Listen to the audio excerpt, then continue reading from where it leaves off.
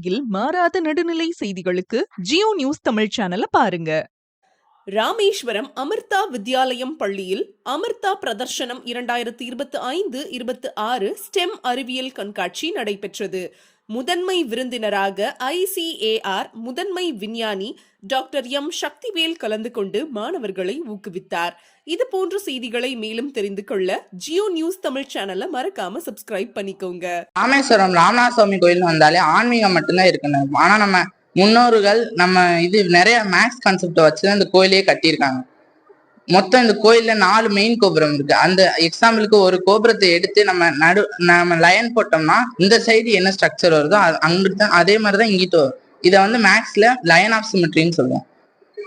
அதுக்கு மொத்தம் இந்த ஒரு கோயிலே ஒரு முக்கியமானது கருவறை. அந்த கருவறை தான் இந்த கோயில் பேஸ் ஸ்ட்ராங்கா இருக்கிறது இது காட்டும். ஸ்ட்ராங்காவும் ஹார்மோனியாவும் இருக்கும். இதுல கோல்டன் ரேஷியோன்னு ஒரு கான்செப்ட் இதா இருக்கு. இந்த காலத்துலனா நிறைய மெட்டீரியல்ஸ் புதுசா பில்டிங் கட்டுறதுக்கு வந்துச்சு. ஆனா அந்த காலத்திலேயே ஃபிங்கர்ஸ், ஹேண்ட் ஸ்பென்ஸ், காலடிகளை மெஷர்மெண்ட் வச்சு மட்டும்தான் இந்த கோயிலே கட்டியிருக்காங்க. நான் என் ஃப்ரெண்ட்ஸ் மட்டும், அவங்க டீச்சர்ஸ் எல்லாரும் ஹெல்ப் பண்ணி தான் நாங்க செஞ்சோம். என் பேர் முனீஸ்வர். ஓம் நம சிவாய. ராமேஸ்வரம் அமிர்த வித்யாலயம் சீனியர் செகண்டரி ஸ்கூல்ல இன்னைக்கு நடந்துட்டு இருக்கக்கூடிய அமிர்த பிரதர்ஷனம் பொது மற்றும் அறிவியல் கண்காட்சிக்கு திரளான பெற்றோர்கள், பார்வையாளர்கள் ஊக்கப்படுத்துறது ரொம்ப சந்தோஷமான விஷயமா இருக்கு. நிகழ்ச்சிக்கு Mandapam ICAR principal scientist Shri Sakthivel வந்திருக்காங்க. ஒவ்வொரு குழந்தைங்களோட தனிப்பட்ட ஆர்வத்தையும் திறமையும் பாராட்டி அவரு இன்னைக்கு என்கரேஜ் பண்றது ரொம்ப பெரிய கௌரவமா நான் நினைக்கிறேன்.